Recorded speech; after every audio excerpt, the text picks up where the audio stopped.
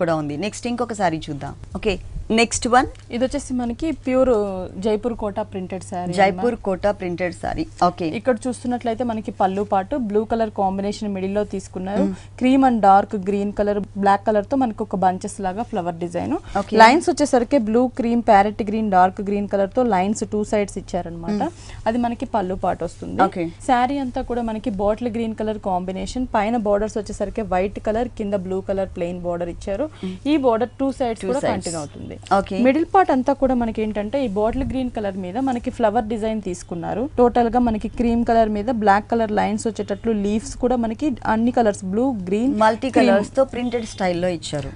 Printed size లో మనకి flowers వస్తాయి. చాలా దగ్గర కూడా ఇచ్చారు. మొత్తం సారీ అంతా కూడా ఈ ప్రింట్ అనేది కంటిన్యూ అవుతుంది. టోటల్ సారీ అంతా కూడా అంటే మనకి గ్రీన్ కి చూడంగానే మనకి వైట్ అనేది బ్రైట్ గా కూడా కనిపిస్తూ ఉంటుంది. కలర్ కాంబినేషన్ సారీ అంతా కూడా మనకి ఇలాగే వస్తుంది.